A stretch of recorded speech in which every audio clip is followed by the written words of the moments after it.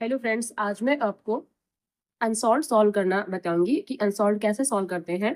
उसमें भी set one जो है एचबी सेट है 2024 का। ठीक है, सेट वन है एचबी जो कि 2024 का सेट है। तो वो मैं आपको बताऊंगी कैसे इसको सॉल्व करना है। अच्छा, एक चीज देखिए, इसमें इसमें खंड आ दिया होता है, आप लोग को पता होगा ये कि इसमें खंड आ होता है जिसमें 20 क्वेश्चन होते हैं, 1 से लेकर के यहाँ 20 तक 20 क्वेश्चन होते हैं इसमें। और ये जो क्वेश्चन है ये हमारे बहुविकल्पी प्रश्न होते हैं। इसका मतलब ये है कि एक क्वेश्चन के 4 ऑप्शन दिए होते हैं, उसमें से कोई एक ऑप्शन सही होता है। ठीक है, तो अच्छा, इसके लिए आपको एक ओएमआर शीट भी मिलेगी जिसमें आपको गोले रंगने होते हैं। जैसे अगर बी ऑप्शन सही है तो नंबर 2 वाला गोला आपको रंगना है, बी नंबर वाला। ठीक है, तो ये इसके लिए जो है एक आपको ओएमआर शीट मिलेगी। लेकिन जो यहाँ से खंड बा वर्णात्मक प्रश्न होंगे उसमें आपको अपनी कॉपी पे सॉल्व करके दिखाना है। ठीक है, यानी कि जो क्वेश्चन है उसको आपको कॉपी पर सॉल्व करना है, लेकिन इनको कॉपी पर सॉल्व नहीं करना है। ठीक है, आपको एक रफ वर्क करना है, रफ पे सॉल्व करना है और ओएमआर शीट पे फिल करते हुए जाना है। ठीक है, तो चलिए मैं आपको इसको करके बताऊंगी कि इसमें कौन से सही है और कौन से सही नहीं है। तो इसमें जो पहला प्रश्न है, एक त्रिघात बहुपद के अधिक से अधिक शून्यांकों की संख्या होंगी। तो इसका मतलब क्या है, इसमें ए ऑप्शन है 4, बी ऑप्शन है 3, सी ऑप्शन है 2 और डी ऑप्शन है 1। तो इसमें कौन सा ऑप्शन सही होगा? इसमें भाई बी 3 सही होगा। क्यों सही होगा, मैं आपको कारण भी समझाते जाऊंगी कि क्यों सही होगा। अब यहाँ इन्होंने क्या बोला है, त्रिघात बहुपद। त्रिघात बहुपद का मतलब क्या होता है कि जैसे लिखा हुआ हो x की घात 3। ठीक है, ये क्वेश्चन नंबर 1 था, मैंने यहाँ 1 समझा रही हूँ। ये क्वेश्चन ये है x की घात 3 प्लस 2x, सपोज कीजिए कोई इक्वेशन लिखी हुई है, प्लस 3x प्लस 1, कोई इक्वेशन लिखी हुई है। अब यहाँ x की सबसे बड़ी घात कितनी, 3 घात है। तो इसका मतलब इसमें शून्यांकों की संख्या कितनी होगी, शून्यांकों की जो संख्या होगी वो इसमें कितनी, 3 होगी। अच्छा, ये सब आपको करना नहीं है, ये आपको रफ वर्क करना है। ठीक है, कॉपी पे फेयर नहीं करना है, ये आपको रफ वर्क करना है। रफ वर्क करके जो ऑप्शन सही होगा उसको आपको फिल करना है। इट मींस गोला बनाना है, उसमें रंगना है गोले को, ब्लैक या ब्लू पेन से, जिस पेन से भी उन्होंने एडवाइस किया होगा उस पेन से ही करना है। ठीक है, तो ये हो गया 3। अच्छा, ये तो 3 हो गया, इसका मैं और बता देती हूँ। अगर x square plus 2x plus 1 इस तरह की कोई समीकरण लिखी हो जिसमें x की घात 2 हो, ठीक है, इस तरह की कोई समीकरण लिखी हो जिसमें x की घात 2 हो, उसमें कहा जाए कि शून्यांकों की संख्या कितनी है, तो उसमें आप लिखेंगे कि शून्यांकों की संख्या जो होगी वो कितनी, 2 हो जाएगी। ठीक है, फिलहाल इस क्वेश्चन में क्या पूछा था, त्रिघात समीकरण, त्रिघात बहुपद। ठीक है, तो त्रिघात बहुपद का मतलब कुछ इस तरह की समीकरण वो होगी।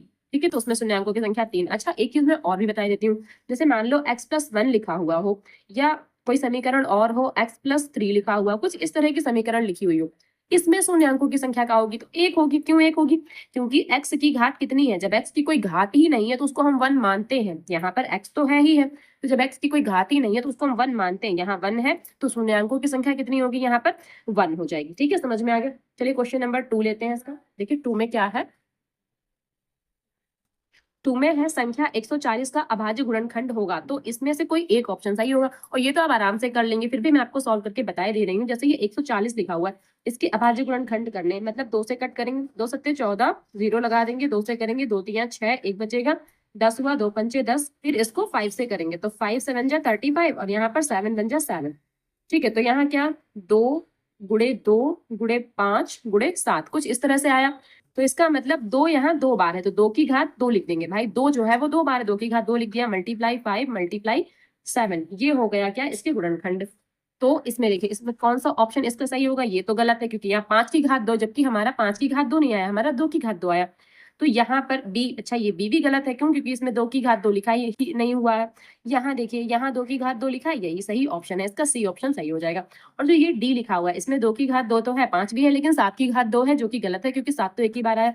इस वजह से इसका जो ये सी ऑप्शन है ये सही हो जाएगा। अब क्वेश्चन नंबर 3 है यहाँ पर। अच्छा, ये तो एक फार्मूला मुझे लग रहा है कि भाज्य भाजक भागफल एवं शेषफल में संबंध होगा। तो भाज्य भाजक और भागफल और शेषफल में क्या संबंध होता है, तो क्या होता है कि भाज्य बराबर भाजक गुणे भागफल प्लस शेषफल, ये तो फार्मूला ही होता है। तो ठीक है, ये जो सी, जो इसका 3 नंबर है, 3 नंबर की तो फार्मूला ही होता है क्या, कि भाज्य बराबर भाजक गुणे भागफल प्लस शेषफल, और ये फार्मूला होता है। अपनी फार्मूला याद रखिए। अच्छा, इसमें जितने भी फार्मूले हैं आपको सारे फार्मूले याद रखने हैं। क्यों याद रखने, क्योंकि पेपर के समय कोई भी फार्मूला कहीं से भी उठा के पूछ सकते हैं। इन ऑप्शनल क्वेश्चन में, जो ये ऑप्शनल क्वेश्चन आपको देंगे ना बहुविकल्पी वाले, तो इसमें कोई भी जो फार्मूला है ना, कहीं से भी उठा के कोई भी फार्मूला रख देंगे और आपको उस फार्मूला को पहचानना होगा कि भैया कौन सा सही है कौन सा सही नहीं है। ठीक है, तो देखिए इसका जो ये सी ऑप्शन है ये सही हो जाएगा, भाज्य बराबर भाजक गुणे भागफल प्लस शेषफल। अब चौथा क्वेश्चन है रैखिक समीकरण। अब यहाँ पर ये रैखिक समीकरण दे रखी है, ठीक है, एक ये है और एक ये है, दो समीकरण है। बोला है कि युग्म का हल होगा, तो ये पूछा है कि इनके युग्म का क्या हल होना चाहिए, ये इनको पूछा है कि इनके युग्म का क्या हल होना चाहिए। तो अच्छा, ये भी मैंने आपको समझाया है, जरा इसको समझिए कि कैसे करना था हमको। जो समीकरण दे रखी है वो x plus 2y plus 5 is equals to 0, और दूसरी समीकरण है -3x minus 6y plus 1 is equals to 0। तो यहाँ से a1 अपॉन a2 की वैल्यू निकालेंगे, फिर b1 अपॉन b2 और फिर c1 अपॉन c2 की पहले वैल्यू निकालेंगे। कैसे? इस x के आगे क्या है, कोई संख्या नहीं है तो 1 मानेंगे। तो ये a1 अपॉन a2 जो है ये क्या हुआ 1, और यहाँ से 3 यानी कि 1 अपॉन 3। ठीक है, उसके बाद b1 अपॉन b2 होना चाहिए था, तो b1 अपॉन b2 क्या हो सकता था, यहाँ 2 है यहाँ 6 है, भाई यही तो वैल्यूज हम निकालते हैं। तो यहाँ 2 है और यहाँ माइनस का 6 है, ये b1 अपॉन b2 हो गया। और फिर ये कॉमा लगाते जाते हैं, और c1 अपॉन c2 की वैल्यू क्या है, यहाँ से 5 है और यहाँ से 1 है, तो 5 और 1, ये हमने सारी वैल्यूज निकाल ली। ठीक है, तो अब a1 अपॉन a2 ये तो क्या है, ये हो गया a1 अपॉन a2। अब b1 अपॉन b2, अच्छा b1 अपॉन b2 को अगर हम कट कर दें तो एकदम 2 2 3 6, तो क्या -1/3 आया, ये तो इक्वल है। जब ये इक्वल होते हैं तो हमें तीसरा वाला भी चेक करना होता है, अदरवाइज नहीं चेक करना होता है। अगर ये नॉट इक्वल्स टू होते तो फिर हम यहीं पर समझ जाते क्या कि ये जो है प्रतिच्छेद करती हुई रेखाएं हैं, तो इनका केवल और केवल एक हल होगा अगर ये नॉट इक्वल्स टू होते उस कंडीशन में। पर अभी ये इक्वल्स टू है, इसका मतलब हमें तीसरा भी तो चेक करना है कि तीसरा क्या है। तो c1 अपॉन c2 क्या है, बट भाई ये तो नॉट इक्वल्स टू आ गया।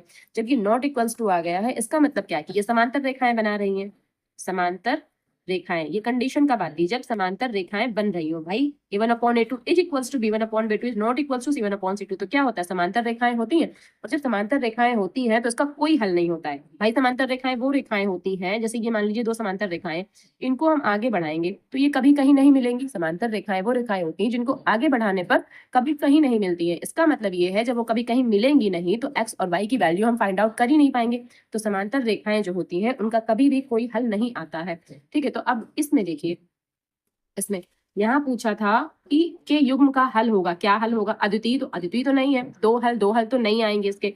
अपरिमित रूप से अनेक हल, क्या इसके बहुत सारे हल आएंगे, नहीं भैया, अपरिमित रूप से अनेक हल भी नहीं आएंगे। तो क्या उपर्युक्त में से कोई नहीं, हाँ फिर ये डी ऑप्शन सही हो जाएगा कि इनमें से कोई नहीं है, क्योंकि इसका जो आंसर होना चाहिए था वो ये होना चाहिए था कि कोई हल नहीं होगा, इसका कोई हल नहीं होगा, ये आंसर होना चाहिए था। तो फिर इसका डी ऑप्शन सही हो जाएगा कि उपर्युक्त में से कोई नहीं हो। ठीक है, अच्छा, ये अपरिमित रूप से अनेक हल ये कब होता है, अगर ये कंडीशन हो कि a1 upon a2 is equals to b1 upon b2 is equals to c1 upon c2। जब ऐसी कंडीशन बनेगी, ये सारे के सारे इक्वल हो जाए, तब क्या होता है, तब होता है अपरिमित रूप से अनेक हल। ठीक है, तो अपरिमित रूप से अनेक हल होते हैं। क्यों ऐसा होता है, क्योंकि जब ये कंडीशन होती है इसका मतलब जो रेखाएं होती है ना वो कैसी रेखाएं होती है, संपाती रेखाएं होती हैं, संपाती रेखाएं होती हैं। और संपाती रेखाएं का मतलब क्या, जैसे एक रेखा कोई बनी हुई है उसके ऊपर ही एक और रेखा ऐसे बना दी जाए। ठीक है, ये वैसे मैंने आपको समझाया है चैप्टर 3 में। ठीक है, ये मैंने आपको पूरा डिटेल में समझाया चैप्टर 3 में। अगर आपको चैप्टर नहीं समझ में आ रहा है, टॉपिक नहीं समझ में आ रहा है, तो आप वापस जाकर हमारे चैनल पर जाकर इसको देख सकते हैं, आपको वहां समझ में आ जाएगा। तो संपाती रेखाएं के जैसे एक रेखा बनी हुई उसके ऊपर कोई एक और रेखा चढ़ जाए, ठीक है, एक और रेखा बना दी जाए, या तो उससे छोटी या फिर उससे बड़ी, तो उनको हम संपाती रेखाएं कहते हैं। अब यहाँ पर अपरिमित रूप से अनेक हल क्यों होते हैं, क्योंकि ये रेखा कई जगह टच कर रही है, बल्कि हर जगह टच कर रही है, तो ये कह सकते हैं कि रेखा हर जगह टच कर रही है एक दूसरे को। तो यहाँ अपरिमित रूप से अनेक हल इसके निकाले जा सकते हैं। ठीक है, तो चलिए अब क्वेश्चन नंबर 5 देख लेते हैं। समांतर श्रेणी -5 -1 3 3 7 का सारवंतर होगा। अच्छा, सारवंतर तो निकालना बहुत ही इजी काम है, आप लोग कर लेंगे फटाक से, मुझे ऐसा लगता है, क्योंकि मैंने आपको समझाया है पहले। तो सारवंतर कैसे निकालते हैं, a2 माइनस a1, यही तो करते हैं, a2 माइनस a1। तो a2 इसमें क्या है, माइनस का 1 है। भाई a2 क्या है, ये माइनस का 1 जो है ये a2 है, तो माइनस का 1, माइनस पहले से है यहाँ पर, और जो ये माइनस का 5 है ये a1 है, तो यहाँ माइनस का 5 लिख देंगे। तो इसका मतलब क्या है, -1 और ये माइनस क्या प्लस हो जाएंगे, तो ये 5। अब 5 में अगर हम -1 घटाएंगे तो भाई 4 ही तो बचेगा, तो सारवंतर हमारा 4 आ रहा। तो अब इसको घटा के देख लिया, एक और घटा के देख लेते हैं। अब अगर 7 में हम 3 घटाएंगे तो भी तो 4 बचेगा, और अगर 3 में -1 घटाते हैं तो भी तो 4 ही बचेगा। कैसे भाई, 3 लिखेंगे फिर माइनस लगाएंगे फिर से माइनस का 1 लिखेंगे, तो 3 प्लस 1 तो 4 आ गया, यानी कि जो सारवंतर इसका डी है वो 4 है। तो इसका कौन सा ऑप्शन सही हो जाएगा, ये जो डी ऑप्शन है इसका सही हो जाएगा, जो इसका सारवंतर है वो 4 आएगा। ठीक। अब क्वेश्चन नंबर 6 है कि द्विघात समीकरण ax² + bx + c = 0 का व्युत्क्रम होगा। अच्छा देखिए, यहाँ पर भी एक फार्मूला ही पूछा है आपको, मैंने अभी भी समझाया था कि फार्मूला ना कहीं से कुछ भी उठा के पूछ सकते हैं, तो भाई आप फार्मूले अपने सारे तैयार रखिए, ठीक है। तो अच्छा, इसका व्युत्क्रम सभी लोगों को पता होगा कि जो डिस्क्रिमिनेंट होता है, ठीक है, d = क्या होता है, b² - 4ac, ये सभी लोगों को याद होगा, मुझे ऐसा लगता है, ठीक है। तो इसका कौन सा ऑप्शन सही हो जाएगा, फिर इसका ये सी ऑप्शन सही हो जाएगा, ठीक है। चलिए अब क्वेश्चन नंबर 7 लगाते हैं। अब इसका क्वेश्चन नंबर 7 है, दो बिंदुओं 2, 3 और 4 और 1 के बीच की दूरी होगी, तो हमें इन दोनों के बीच की दूरी निकालना है। अच्छा, दूरी कैसे निकालते हैं, दूरी वाला फार्मूला होता है ना, दूरी क्या होता है, d = √x2 - x1 का होल स्क्वायर और प्लस y2 - y1 का होल स्क्वायर, ठीक है। ये फार्मूला है, मैंने आपको पढ़ाया हुआ है। तो अब इसमें क्या है, यहाँ 2 और 3 है, यानी कि ये x1, ये y1, ये x2 और ये y2। तो x2 में से x1 घटा देंगे, भाई ये x2 है तो ये x1 है। तो 4 - 2 और क्या, इसका whole square plus y2 - y1, और y2 कितना यहाँ पर है, 1, 1 में से कितना 3 घटाएंगे, तो 1 - 3, तो 1 - 3, इसका भी होल स्क्वायर, और यहाँ क्या लगा देंगे, ये √ऑफ लगा देंगे, ठीक है। तो बस 4 में 2 गया तो क्या 2 बचेगा, यानी कि 2 का स्क्वायर, प्लस यहाँ 3 में 1 गया तो माइनस का 2 बचेगा, तो -2 का स्क्वायर कर देंगे, ठीक है।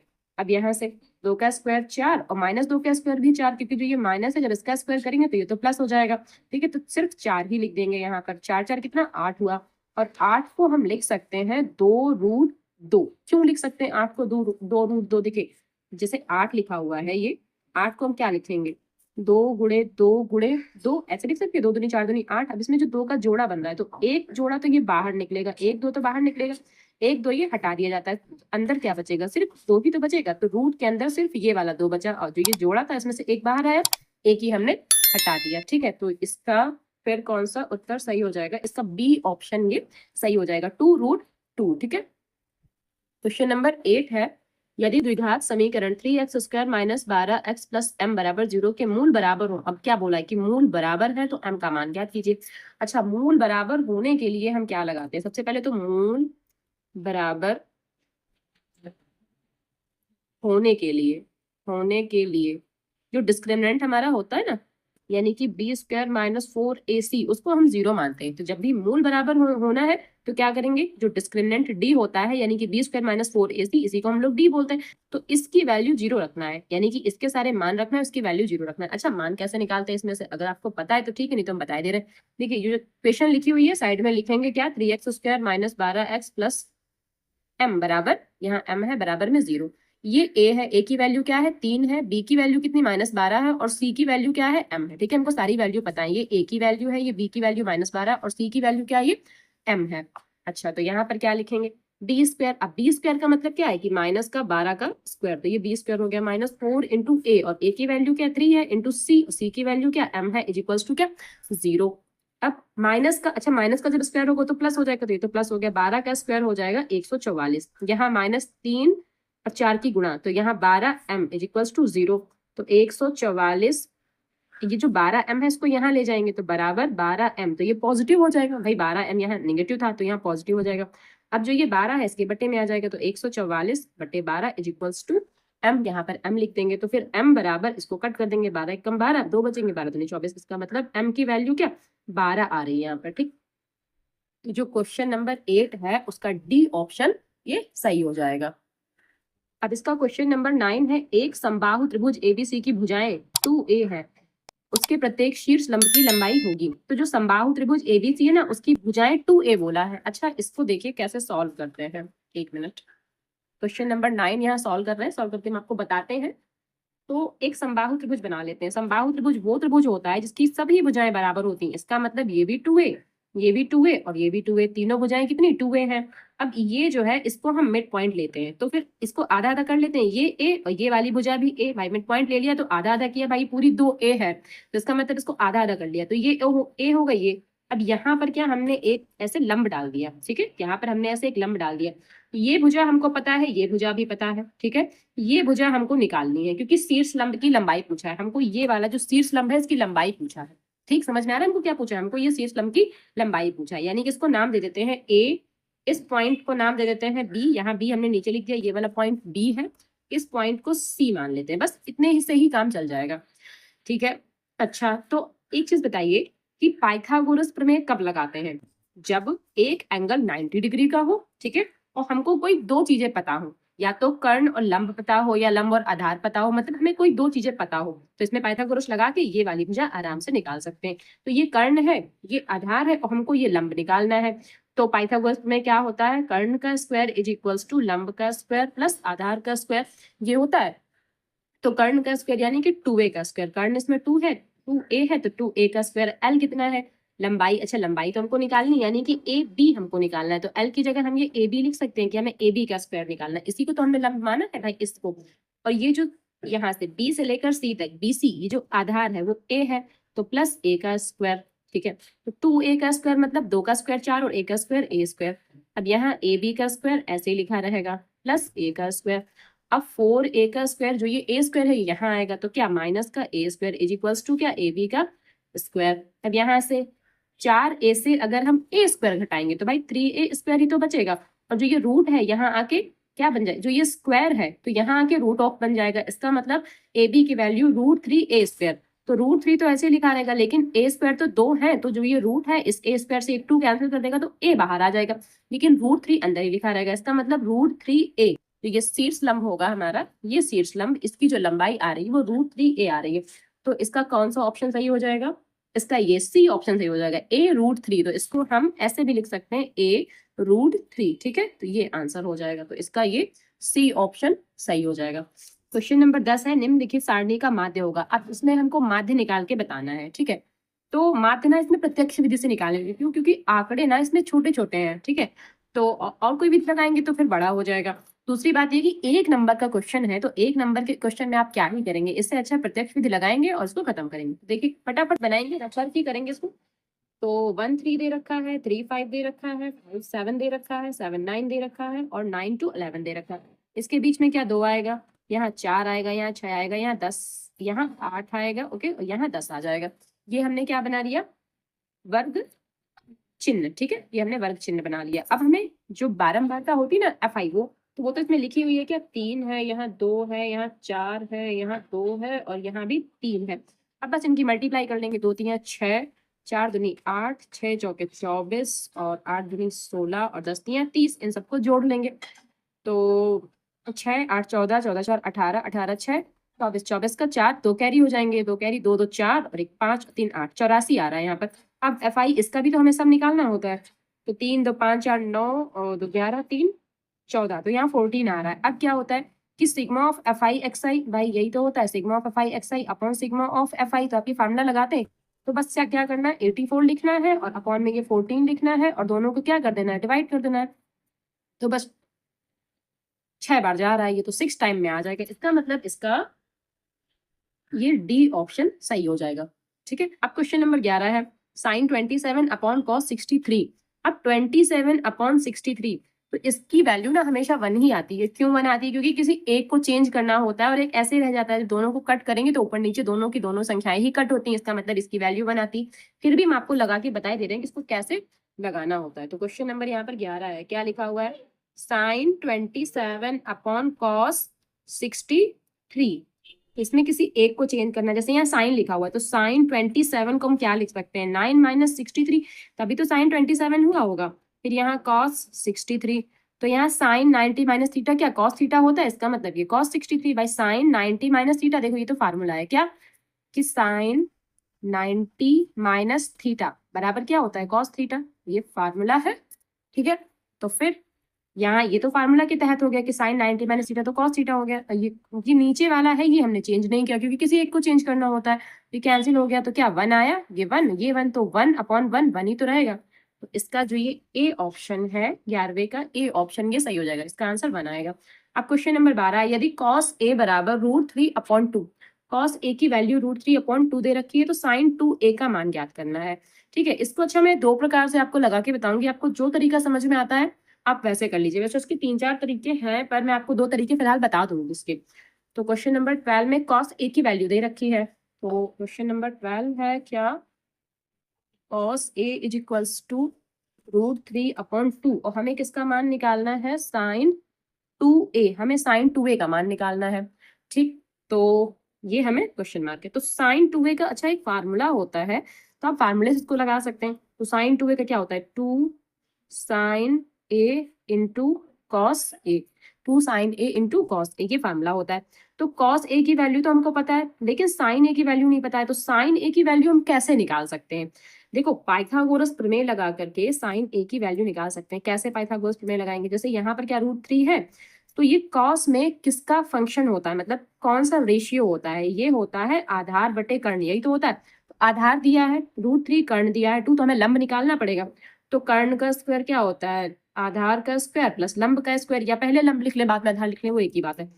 तो कर्ण कितना है, 2 है यहाँ पर, तो यहाँ 2 का स्क्वायर इज इक्वल्स टू आधार कितना है, √3 है, तो यहाँ पर √3 का स्क्वायर प्लस एल की वैल्यू तो हमको फाइंड आउट ही करनी, लंब हमको पता नहीं है। तो ये 4 हो जाएगा, ये 3 हो जाएगा, और यहाँ एल का स्क्वायर ऐसे ही रहेगा। अब ये 4 और ये 3 माइनस का आ जाएगा, यहाँ एल का स्क्वायर। अब अगर 4 में 3 घटाएंगे तो 1 आएगा, और जो यहाँ स्क्वायर बना हुआ है यहाँ आके √ऑफ बन जाएगा। तो जो एल की वैल्यू क्या आ रही, 1, लंब क्या आ रहा है, 1 आ रहा है।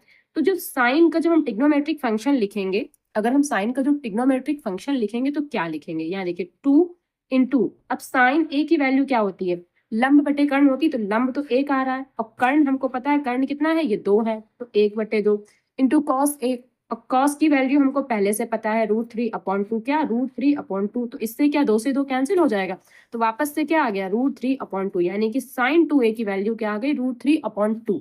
ठीक है, ये देखिए साइन 2a की वैल्यू क्या, √3/2, तो इसका डी ऑप्शन ये सही हो जाएगा। अच्छा, मैं इसका एक तरीका और बता दे रही हूँ, ये तो एक तरीका हो गया, इसका सेकंड मेथड यहाँ पर लगा दे रही है, तो हो गया फर्स्ट मेथड, इसका सेकंड मेथड यहाँ लगाए दे रहे हैं, सेकंड मेथड। ठीक है, अब ये कैसे करना है, देखिए हमको ना ये पता है कि साइन 2a की वैल्यू होती है 2 साइन a इंटू कॉस ए, हमें कॉस ए की वैल्यू दे रखी है, लेकिन साइन ए की वैल्यू नहीं पता है, तो क्या कर सकते हैं, साइन को ना चेंज कर सकते हैं 1 माइनस कॉस स्क्वायर ए में। ठीक है, और ये कॉस ए ऐसे ही लिखा रहेगा, कॉस ए को ऐसे ही लिखा रहने देते हैं। तो फिर 2, अच्छा ये कॉस ए की वैल्यू 1 माइनस कॉस स्क्वायर है, ये हमने कैसे लिखा, ये देखिए यहाँ पर जैसे हम ये जानते हैं कि sine square A plus cos square A is equals to 1 होता है, और हमको क्या, हमें साइन की वैल्यू चाहिए थी, तो यहाँ साइन स्क्वायर ए अभी ऐसे लिखा रहने देते, तो 1 यहाँ आ जाएगा, और ये जो कॉस स्क्वायर ए है ये यहाँ चला आएगा, 1 के माइनस में चला गया कॉस स्क्वायर है, अब यहाँ जो स्क्वायर है ये हटेगा, तो इसका मतलब क्या है कि साइन ए की वैल्यू √1 माइनस कॉस स्क्वायर ए, तो इसलिए साइन ए की जगह हमने ये लिख दिया था। ठीक, तो यहाँ से 1 माइनस, अब ये जो कॉस स्क्वायर ए है इसकी वैल्यू हमको पता है क्या, कि कॉस ए की वैल्यू √3/2 है, तो इसका मतलब यहाँ क्या लिखेंगे, √3/2 पूरे का होल स्क्वायर, इस कॉस ए की वैल्यू भी हमको पता है √3/2। ठीक, अब क्या करेंगे, 2 तो बाहर है पहले से ही, ये √ऑफ यहाँ 1 माइनस, अच्छा √3 का स्क्वायर तो 3 हो जाएगा, लेकिन 2 का स्क्वायर 4 हो जाएगा, और यहाँ √3/2 दे रखा है, फिर यहाँ 2 भी लिखा हुआ है, लिख देंगे, इसके नीचे 1 मानेंगे, एलसीएम ले लेंगे, 4 आएगा, 4 की यहाँ मल्टीप्लाई कर लेंगे, ये 3 ऐसे ही लिखा रहेगा, 1 की 3 से तो 3 हो जाएगा, यहाँ √3/2, अब यहाँ 2, 4 में 3 गया तो 1 बचेगा, लेकिन 1 का रूट ऑफ तो 1 ही आता है, तो मतलब ये जब रूट से बाहर निकलेगा तो 1, और यहाँ जो 4 है जब ये रूट से बाहर निकलेगा तो ये 2 हो जाएगा, यहाँ √3/2, तो यहाँ से क्या हो गया, 2 से 2 कैंसिल हो गया, √3/2, तो चाहे आप ये तरीका लगा लें सेकेंड मेथड, और चाहे आप ये तरीका लगा लें, ठीक है, दोनों तरीके ही सही है, आपको जो सही लगता है आप वो लगा लीजिए। अब इसका क्वेश्चन नंबर 13 है, 1 + tan स्क्वायर ए अपॉन 1 + cot स्क्वायर ए का मान होगा, तो इसका क्या मान होगा हमको ये बताना है। तो इसको ना मैंने आपको सॉल्व करना सिखाया है कि कैसे इसको सॉल्व करते हैं, फिलहाल मैं इसको यहाँ सॉल्व करके बता रही हूँ, क्या 1 + tan स्क्वायर ए अपॉन 1 + क्या cot square A is equals to, अब इसमें देखिए कि ये 1 + अच्छा tan स्क्वायर ए को हम क्या लिख सकते हैं, साइन स्क्वायर ए अपॉन कॉस स्क्वायर ए, फिर अपॉन, अब यहाँ 1 + कॉट स्क्वायर ए को क्या लिख सकते हैं, कॉस स्क्वायर ए अपॉन साइन स्क्वायर ए। ठीक है, इज इक्वल्स टू, अब यहाँ इसके नीचे 1 मान लेंगे, इन दोनों का अगर हम एलसीएम लेते हैं तो कॉस स्क्वायर ए हो जाएगा, अब कॉस यहाँ मल्टीप्लाई करेगा 1, यहाँ मल्टीप्लाई करेगा तो कॉस स्क्वायर ए + 1। ठीक है, और ये तो एलसीएम लेके कॉस स्क्वायर ए हो गया, अपॉन, भाई ये जो लाइन है ये वाली लाइन यहाँ खींची अपॉन वाली, अब यहाँ भी करेंगे क्या, इसके नीचे 1 मान लेंगे, तो साइन स्क्वायर ए दोनों का एलसीएम ले लेंगे, क्या साइन स्क्वायर ए हो जाएगा। ये यहाँ मल्टीप्लाई और इसकी यहाँ मल्टीप्लाई, मतलब साइन स्क्वायर ए और प्लस यहाँ क्या कॉस स्क्वायर ए। अच्छा यहाँ पर ये छूट गया है, क्योंकि कॉस स्क्वायर ए की मल्टीप्लाई 1 से करेंगे तो कॉस स्क्वायर ए, और 1 की मल्टीप्लाई साइन स्क्वायर ए से करेंगे, तो यहाँ 1 ना लिख करके हमें साइन स्क्वायर ए लिखना था। ओके, तो फिर अब जो ये वाला है ये इससे पूरा पूरा कैंसिल हो रहा है, ये दोनों सेम है, तो यहाँ क्या, यहाँ साइन स्क्वायर ए है, यहाँ कॉस स्क्वायर ए, साइन स्क्वायर ए यहाँ ऊपर चला जाएगा, तो कहने का मतलब है कि साइन स्क्वायर ए और ये जो कॉस स्क्वायर है ये बटे में आ जाएगा, ये साइन स्क्वायर ए सबसे ऊपर जाएगा और ये वाला बटे में, तो साइन स्क्वायर ए बटे कॉस स्क्वायर ए क्या हो जाएगा, टैन स्क्वायर ए। तो ये जो है टैन स्क्वायर ए इसका आंसर आ जाएगा। तो 13वें का ये जो डी ऑप्शन है वो सही हो जाएगा। ठीक है, अब क्वेश्चन नंबर 14 है साइन 2a बराबर 2 साइन a सत्य होगा जब a बराबर होगा। तो ये कंडीशन कब ट्रू हो जाएगी, मतलब कब सत्य हो जाएगी, a किसके बराबर होना चाहिए, 0 के, 30 के, 45 के या 60 के, ये किसके बराबर होना चाहिए, जब ये a हमारा जो है a की क्या वैल्यू होनी चाहिए कि साइन 2a है 2 साइन a के बराबर हो जाना चाहिए। ठीक है, तो मैं आपको समझा रही हूँ कि ये कैसे करते हैं। तो यहाँ आंसर नंबर 14 लिखेंगे और कैसे करेंगे, क्या था sine 2a is equals to 2 sine a, और हमें क्या a की वैल्यू निकालनी थी, तो कैसे साइन 2a का फार्मूला क्या होता है 2 sine a into cos a, मैंने अभी अभी आपको फार्मूला बताया था। यहाँ क्या लिखा हुआ है 2 साइन a, अब 2 से 2 कैंसिल हो रहा है, साइन से साइन कैंसिल हो रहा है, यानी कि cos a is equals to क्या 1। अच्छा कॉस में 1 किसकी वैल्यू होती है, तो cos a is equals to cos 0, cos 0 की वैल्यू 1 होती है, cos 0 की वैल्यू क्या होती है 1 होती है, तो यहाँ 1 की जगह cos 0 लिखना है। अब cos cos कैंसिल हो जाएंगे, तो a की वैल्यू क्या 0, इसका मतलब a की वैल्यू 0 डिग्री आएगी यहाँ पर। ठीक है, तो फिर a का क्या मान होना चाहिए था इसमें, क्वेश्चन नंबर 14 में जो हमारा a ऑप्शन है ये a ऑप्शन सही हो जाएगा, मतलब 0 डिग्री। ठीक, क्वेश्चन नंबर 15 है 22 सेंटीमीटर परिधि वाले एक वृत्त के चतुर्थांश का क्षेत्रफल ज्ञात कीजिए। अच्छा चतुर्थांश बोला है, चतुर्थांश का मतलब क्या होता है, जैसे ये वृत्त है, ठीक है, वृत्त के 4 भाग अगर ऐसे करें हम, तो जो ये एक भाग है, ये जो एक भाग है इसको हम चतुर्थांश बोलते हैं, तो वृत्त का चतुर्थांश। ठीक है, अब ये वृत्त का चतुर्थांश कितने डिग्री का होगा 90 डिग्री का। ये फिर हम ये भी तो कह सकते हैं कि जो वृत्त होगा, वृत्त क्या होता है पाई आर स्क्वायर, इसका 1/4 भाग, पाई आर स्क्वायर का 1/4 भाग ही तो वृत्त का चतुर्थांश कहलाएगा। या फिर हम इसको एंगल से लगाएं या 1/4 करके लगाएं, दोनों बातें एक ही है, तो हम 1/4 करके लगाएंगे इसको। यहाँ पर क्वेश्चन नंबर 15 है, अब वृत्त का चतुर्थांश, वृत्त का चतुर्थांश क्या होता है 1/4 पाई आर स्क्वायर, पहले तो हम ये जानते हैं, ठीक है, इसकी वजह से ये हम जानते हैं कि वृत्त का चतुर्थांश 1/4 पाई आर स्क्वायर होता है। अब दूसरी चीज क्या, हमको परिधि दे रखी है, तो परिधि बराबर हमको कितना दे रखा है 22 सेंटीमीटर।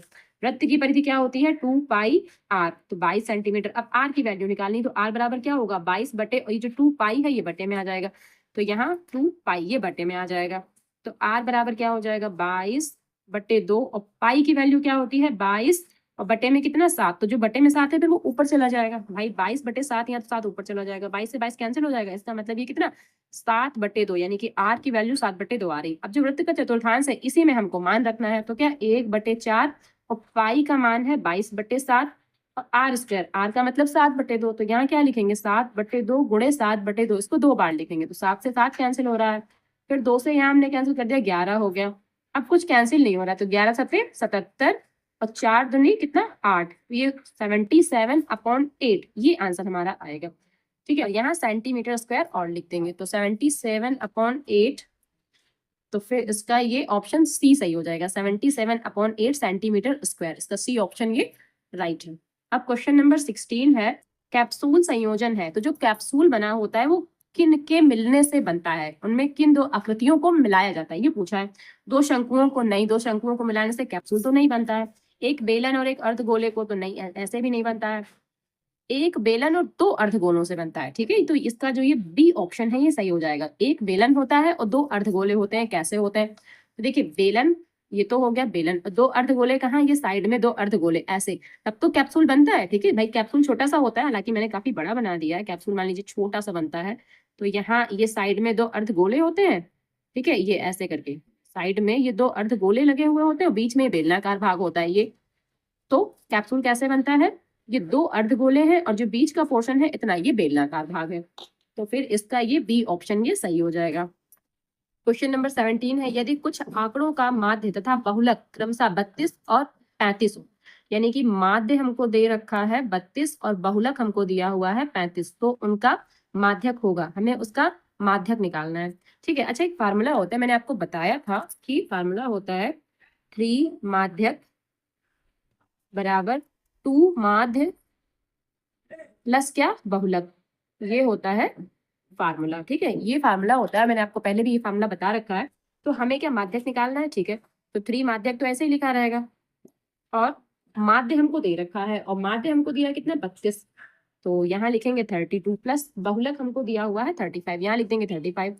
तो ये आपस में जब इनकी मल्टीप्लाई करेंगे तो 64 आ जाएगा, यहाँ क्या 35 आ जाएगा। अब इनको जोड़ देंगे तो यहाँ 9 और यहाँ भी 9, 99। तो फिर माध्यक बराबर क्या, अब ये 3 है भाई, यहाँ 3 होता है तो 3 यहाँ से हटा के यहाँ बटे में आ जाएगा, तो कट कर देंगे, कितना 33 आ जाएगा। इसका मतलब जो हमारा माध्यक आ रहा है वो 33 आ रहा है, तो इसका 17 का ये डी ऑप्शन सही हो जाएगा, 33। क्वेश्चन नंबर 18 है, निम्नलिखित बारंबारता सारणी का बहुलक वर्ग होगा। अच्छा, बहुलक वर्ग हम जानते हैं ना, जो सबसे अधिक बारंबारता होती है वही बहुलक वर्ग होता है। तो सबसे अधिक बारंबारता इसमें कौन सी है, यहाँ पर जो ये 19 लिखा हुआ है ना, ये सबसे अधिक सबसे बड़ी बारंबारता है। तो इसका जो ये बहुलक वर्ग है 15 से 20। ठीक है भाई, जो सबसे बड़ी बारंबारता होती है तो उसका जो वर्ग होता है वही बहुलक वर्ग कहलाता है, मतलब 15 से 20 जो है ये इसका राइट ऑप्शन हो जाएगा। तो इसका ये बी ऑप्शन 15 से 20, ये बी ऑप्शन इसका सही हो जाएगा। क्वेश्चन नंबर 19 है, दो पासों को एक साथ उछालने पर दोनों पासों पर प्राप्त संख्याओं का योगफल 10 होने की प्रायिकता होगी। ठीक है, अब ये क्वेश्चन मैं आपको थोड़ा समझाती हूँ। पहले देखिए, क्वेश्चन नंबर जो 19 है उसमें दो पासे एक साथ उछाले जा रहे हैं। तो जब दो पासे एक साथ उछालेंगे, मान लीजिए ये पहला पासा है, ठीक है, तो इस पर 1 2 3 4 5 और 6 तक संख्याएं लिखी होती हैं। सेम दूसरा पासा भी, ये दूसरा पासा है कोई ऐसे, इस पर भी कितनी 6 संख्याएं लिखी होती हैं। तो 1 2 3 4 5 6 संख्या इस पर लिखी हुई है। तो अब इसमें 10 कब प्राप्त होगा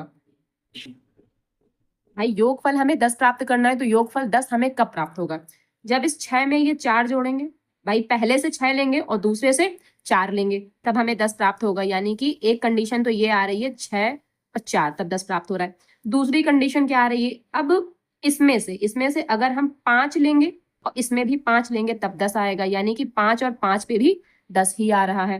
ठीक है, इसमें से अगर हम 4 लेंगे और इसमें से 6 लेंगे, ठीक है, इसमें 4 और इसमें 6 लेंगे तब भी तो 10 ही आ रहा है। तो हमारे पास कुल इतनी कंडीशन ही बन रही है, 3 कंडीशन, इसके अलावा और कोई कंडीशन ऐसी नहीं बनेगी जिनको जोड़ने पर 10 आएगा। यानी कि 4 के साथ 6 जोड़ेंगे ऐसे, फिर 4 के साथ 6 और फिर यहाँ 5 के साथ 5। ठीक, तो बस ये इतनी 3 कंडीशन ही बन रही है। 6 में 4 जोड़ेंगे और 4 में 6, ये दोनों एक नहीं है, क्योंकि इसमें 4 पहले वाले पासे से लिया गया है और 6 यहाँ से लिया गया है। इसमें 6 पहले लिया गया फिर 4 लिया गया है। ठीक है, तो ये दोनों एक ही नहीं है, अलग अलग है। ठीक, तो इसमें 3, लेकिन 5 को एक ही बार गिनते हैं, 5 में 5, तो इस वजह से ये 3 कंडीशन ही ऐसी हैं और टोटल कंडीशन इनकी 36 बनती है। मैंने आपको प्रोबेबिलिटी चैप्टर में पढ़ाया है कि टोटल कंडीशन जो है वो 36 ही बनती है, इस वजह से 3/36, क्योंकि टोटल 3 कंडीशन है तो 3/36 को कट कर देंगे, 3 एकम 3, 3 एकम 3, 3 दूनी 6, इसका मतलब 1/12। तो ये 1/12 क्या आ रहा है हमारा, ये प्रोबेबिलिटी आएगी। तो इसका जो ये ए ऑप्शन है ये सही हो जाएगा। ठीक है, इसका ए ऑप्शन सही हो जाएगा। अब क्वेश्चन नंबर 20 है, एक पासे को एक बार फेंकने पर सम संख्या प्राप्त होने की प्रायिकता होगी। तो हम जानते हैं अगर सम संख्या प्राप्त करनी तो उसकी प्रायिकता क्या होती है, 1/2। लेकिन इसको लगाते कैसे, देखिए क्वेश्चन नंबर 20 यहीं पर आपको समझाया दे रहा है। अब कोई पासा है, ठीक है, उसको हम एक बार फेंक रहे हैं भाई, पासे को अगर एक बार फेंक रहे हैं तो 1 2 3 4 5 और 6।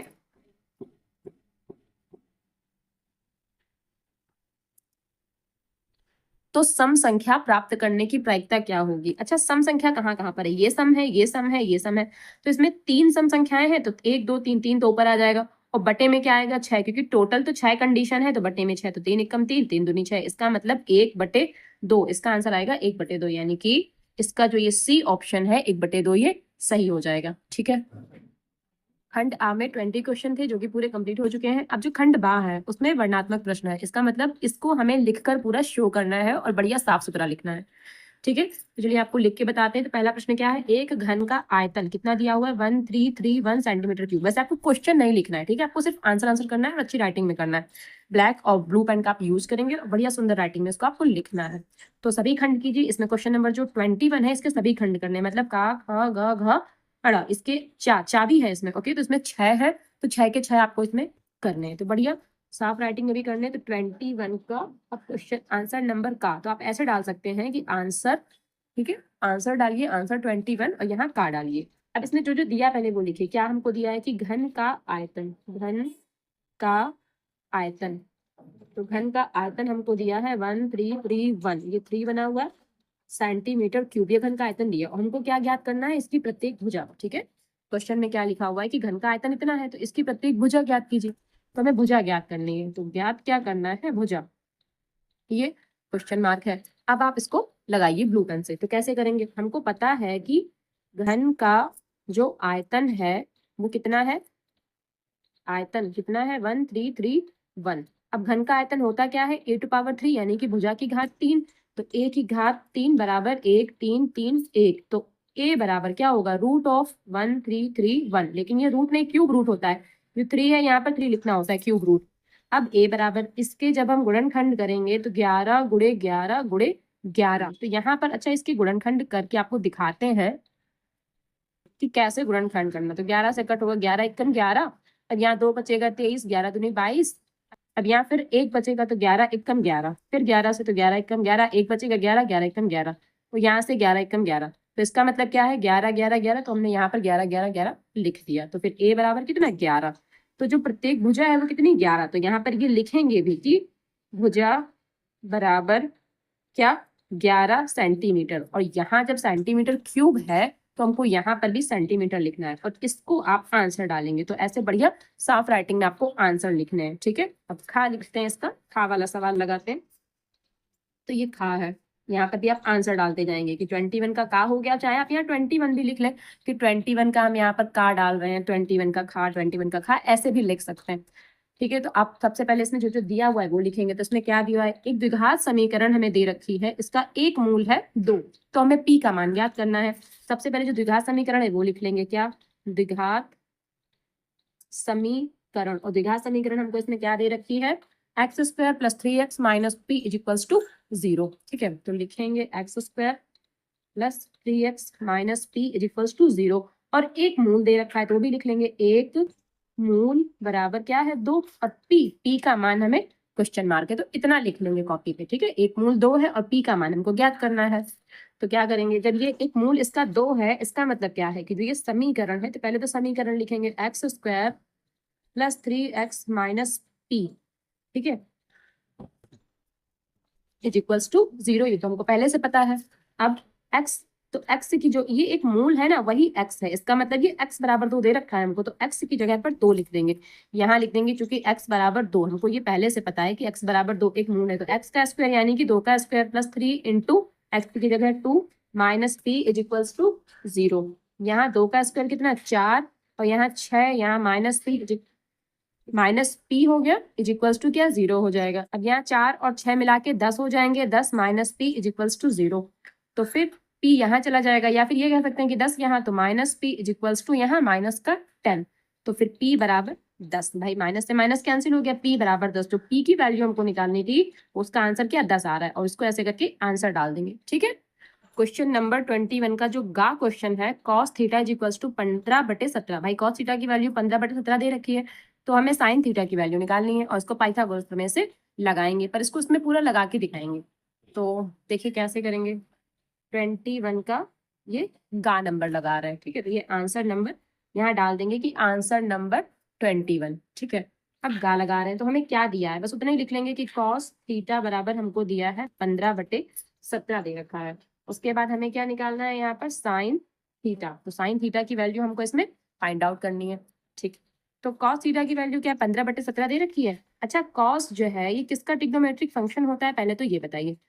इसको ना हम अब ब्लू पेन से लिखेंगे, तो 15/17 यानी कि ये होता है आधार बटे कर्ण। तो ये आधार है, ये कर्ण है। अगर हम साइड में इसमें छोटा सा चित्र बनाएंगे तो और भी अच्छा रहेगा, क्योंकि ये सवाल चित्र बनाकर ही लगाए जाते हैं। लेकिन अगर हमें ऑप्शनल करने थे तो उसमें चित्र बनाने की कोई जरूरत नहीं थी, क्योंकि हमें रफ वर्क ही करना था वो। अब इसमें आधार हम इसको मान लेते हैं कि ये 15 है, ये आधार हमारा ए है और ये कर्ण हमारा 17 है, तो ये लंब है ना, लंब हमको निकालना है। इसको हम कोई नाम दे देते हैं ए बी और ये सी, ठीक है। तो ये चित्र बना लिया और इसको हम यहाँ थीटा मान लेते हैं क्योंकि थीटा के सामने की भुजा को हम लंब कहते हैं, तो ये लंब है। थीटा यहाँ नहीं मानेंगे, थीटा यहीं पर मानेंगे, ठीक है। अच्छा, अब क्या लिखेंगे? पाइथागोरस प्रमेय। पाइथागोरस प्रमेय, तो पाइथागोरस प्रमेय क्या होती है? कर्ण का स्क्वायर इज इक्वल्स टू आधार का स्क्वायर प्लस लंब का स्क्वायर। तो ऐसे लिख देंगे, या लंब पहले आधार बाद में, दोनों एक ही बात है, ठीक है। अब पाइथागोरस में हो गई। अब यहाँ पर कर्ण कितना हम जानते हैं कि 17 है यहाँ पर, तो यहाँ 17 लिख देंगे। 17 का स्क्वायर बराबर आधार है क्या 15, तो यहाँ 15 का स्क्वायर प्लस लंब कितना है, लंब तो हमको निकालना है, तो लंब का स्क्वायर ऐसे ही लिख देंगे, ठीक है। अब 17 का स्क्वायर होता है 289, 15 का स्क्वायर होता है 225 प्लस एल का स्क्वायर।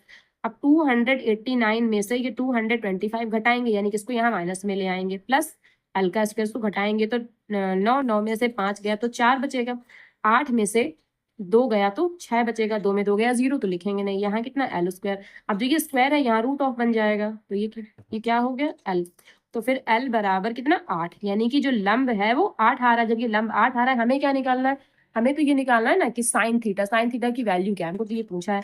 तो यहाँ साइड में कर लेंगे, ठीक है। Sine theta is equals to क्या होता है, हम जानते हैं कि लंब बटे कर्ण होता है, तो लंब हमारा कितना 8 आया है। अब इस चित्र में चाहे तो आप यहाँ पर 8 लिख भी सकते हैं कि हमने 8 यहाँ पर निकाला है, तो 8 और बटे में क्या 17, क्यों? क्योंकि लंब बटे कर्ण, और कर्ण तो यही रहेगा भाई, चित्र में कर्ण तो यही रहेगा। तो फिर अब यहाँ एक बार और लिख देंगे, साइन थीटा बराबर 8/17, और इसको ना ऐसे आंसर डाल देंगे, ठीक। और एक काम और करेंगे पेपर में आप, उससे आपकी कॉपी देखने में अच्छी और बढ़िया लगेगी। जैसे आपने ये पहला क्वेश्चन लगाया, जैसे मान लीजिए आपने 21 है, कॉपी में आपने पहला क्वेश्चन लगाया, जहां पर आपका ये क्वेश्चन का आंसर खत्म होता है, यानी कि जहां पर आपका आंसर आ जाता है, उसके बाद आप एक ऐसे लाइन खींच लीजिए, ठीक है। आप एक लाइन खींच दीजिए आंसर के बाद, और फिर आप अगला क्वेश्चन करिए, ये ऐसे करके एक लाइन आप पूरी खींच दीजिए यहाँ से लेकर के यहाँ तक, ताकि हमें ये पता चल गया कि पहला क्वेश्चन हमारा खत्म हो गया। तो एग्जामिनर को भी ना इससे कॉपी चेक करने में अच्छा लगता है, तो आप ये करेंगे तो मुझे लगता है ठीक रहेगा, ठीक है। अब ये ऐसे यहाँ पर एक लाइन खींच देंगे कि यहाँ हमारा ये आंसर खत्म हो रहा है, ठीक।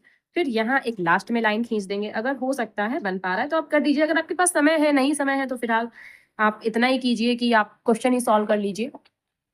अब 21 का घ नंबर है, निम्नलिखित बारंबारता सारणी का माध्य ज्ञात कीजिए। तो हमें इसमें माध्य ज्ञात करना है, तो माध्य हम ना इसमें सीधे प्रत्यक्ष विधि से लगाएंगे कि 2 नंबर का ये क्वेश्चन है, ठीक है, और इसमें छोटे छोटे आंकड़े हैं, तो इसको ना सीधे प्रत्यक्ष विधि से लगाएंगे। लेकिन यहाँ टेबल बना लेंगे ढंग से। अच्छा, इसमें क्वेश्चन ये नोट नहीं करते हैं, सीधे इसमें अपनी जो टेबल है वही बनाते हैं। तो माध्य ज्ञात करना है हमको, ठीक है। तो यहाँ पर ये पहले सबसे पहले लिख देते हैं कि प्रत्यक्ष विधि इसमें लगाएंगे, प्रत्यक्ष विधि से। तो हमने सबसे पहले तो उसमें यही लिख दिया। अच्छा, इसमें अब लाइनें खींच लेते हैं क्योंकि हमको इसमें टेबल बनानी है, लाइनें खींच लेते हैं।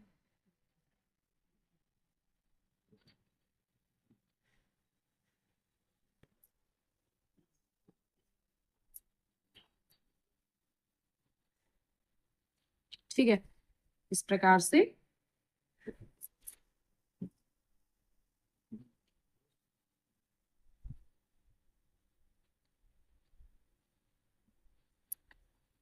फिलहाल इतने ही खींचते हैं, नीचे अभी नहीं पैक करते हैं, हो सकता है कुछ छोटा या बड़ा हो जाए तो नीचे वाला बाद में काम करेंगे।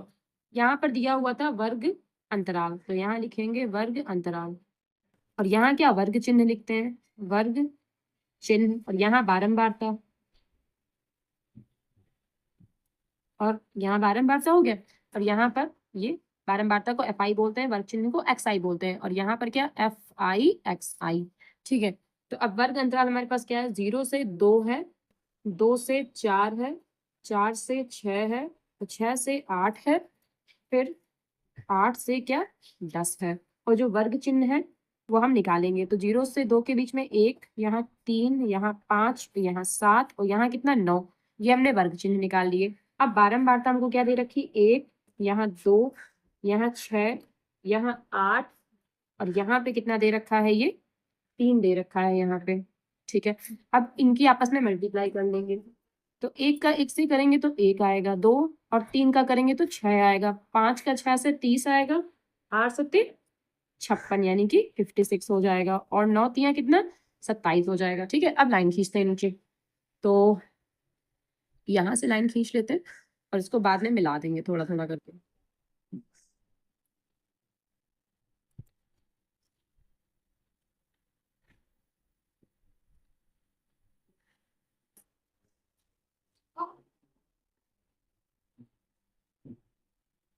ठीक है, ये हमने इसको कंप्लीट कर लिया। अब हमें कुल योग हमें किसका किसका चाहिए होता है? कुल योग एक तो हमें इसका चाहिए होता है बारंबारता का, यानी सिग्मा ऑफ एफ आई, इसका हमें कुल योग चाहिए होता है। तो 2 में 1 जोड़ेंगे 3, 3 और 6 9, 9 और 17, 17 और 3 कितने 20, यहाँ 20 आ रहा है। इन सबको भी जोड़ लेते हैं। तो 6 1 7, 7 6 13 और 13 और 7 20, 20 का 0 हासिल 2 हो जाएगा। तो 3 5 8, 8 और 2 10 और 10 में 2 कैरी जोड़ेंगे तो 12, यहाँ 120 हो रहा है। ठीक है, तो अब हमें क्या निकालना है? माध्य। तो यहाँ माध्य लिखेंगे x bar is equals to क्या? Sigma of F I X I upon में सिग्मा ऑफ एफ आई। तो यहाँ क्या 120 बटे 20 कट कर लेंगे, इसको भी कट करेंगे क्या 6। तो जो माध्य आ रहा है वो 6 आ रहा है। तो यहाँ पर लिख देंगे कि माध्य x बार बराबर 6, इसको डाल देंगे क्या आंसर। ऐसे हमको इसको सॉल्व करके दिखाना था। तो अभी यहाँ एक लाइन खींच लेते हैं, फिर अगला क्वेश्चन सॉल्व करेंगे। अब क्वेश्चन नंबर 21 का जो ये अड़ा वाला है वो क्या है? बिंदुओं -3 और 10 और 5 और 4 को मिलाने वाले रेखाखंड के मध्य बिंदु के निर्देशांक। तो हमें मध्य बिंदु के निर्देशांक ज्ञात करने। तो 2 बिंदु हमें दे रखे हैं, जो दिया है पहले वो लिखेंगे। तो यहाँ डालेंगे क्या आंसर नंबर 21 का, कौन सा? अड़ा वाला। ठीक है, ऐसे डालते भी जाएंगे। तो हमें क्या दिया हुआ है? x1, y1। तो x1 का y1 हमको पता है 3 और 10, यानी कि -3 और 10। ठीक है, और x2 y2 ये भी हमको दिया है 5, 4, ये हमको पता है। तो बस मध्य बिंदु के निर्देशांक वाला फार्मूला लगाएंगे। क्या लिखेंगे? मध्य बिंदु के निर्देशांक,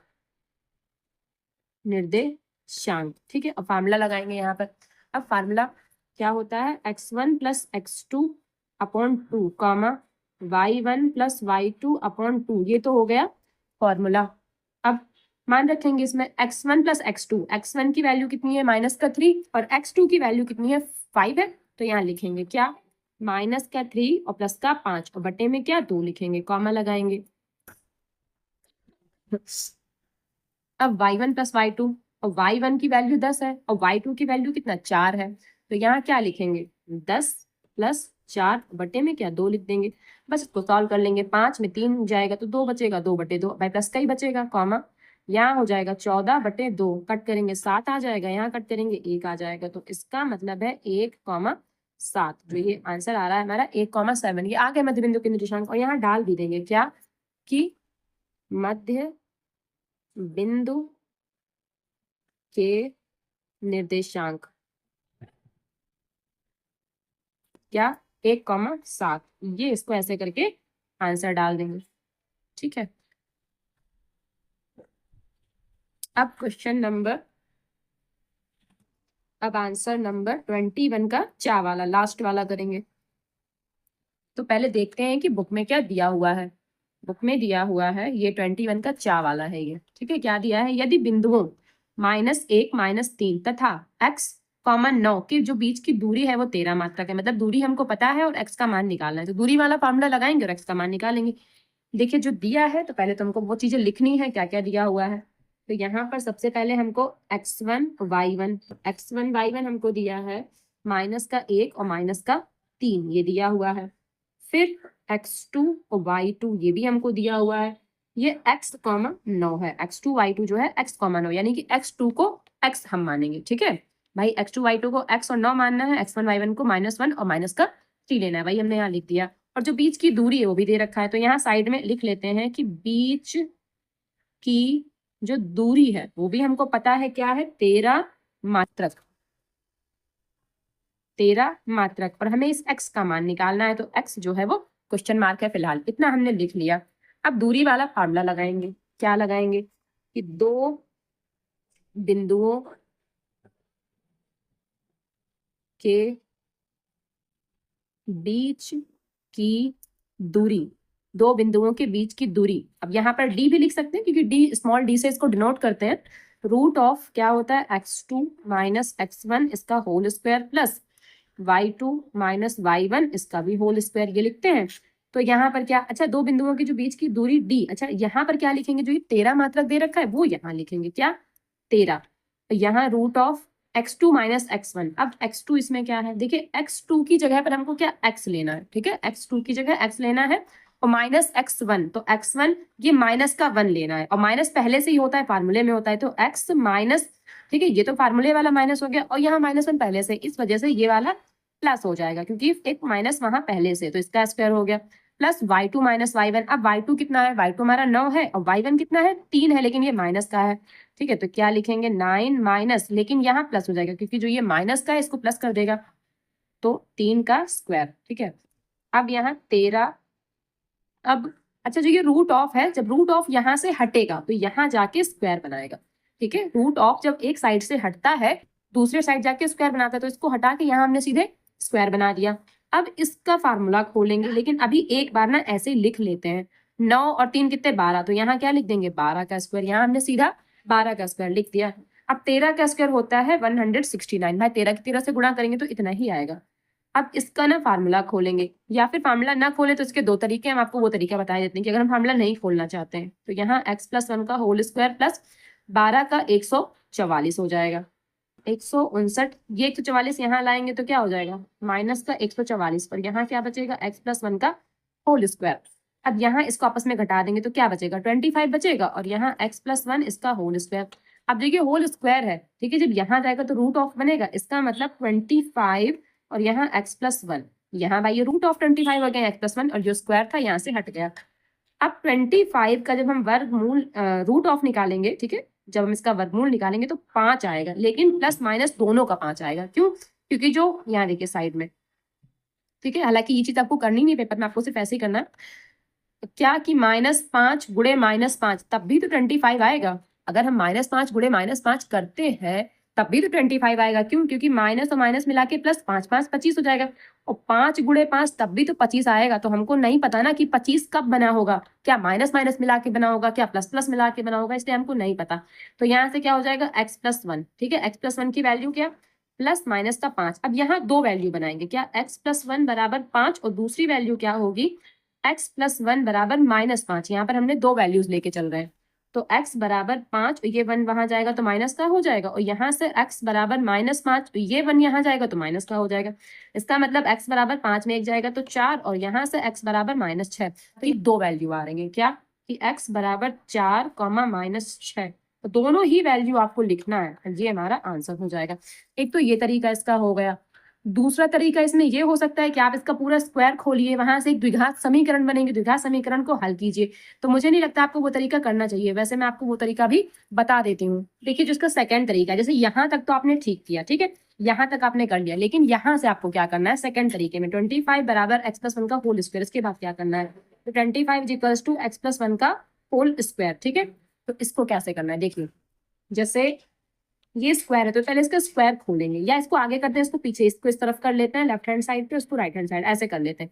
अब इसका स्क्वायर खोलेंगे तो x का स्क्वायर प्लस 2x प्लस 1 यही आएगा, यहाँ 25 आ जाएगा। अब यहाँ क्या x स्क्वायर प्लस 2x, अब यहाँ जो 25 है यहाँ आएगा तो माइनस का 25 हो जाएगा भाई, +1 और -25 इक्वल्स टू क्या 0 हो जाएगा। फिर x स्क्वायर प्लस 2x, अब 25 से अगर 1 घटाएंगे तो माइनस का 24 बनेगा इक्वल्स टू 0, ये बन रहा है।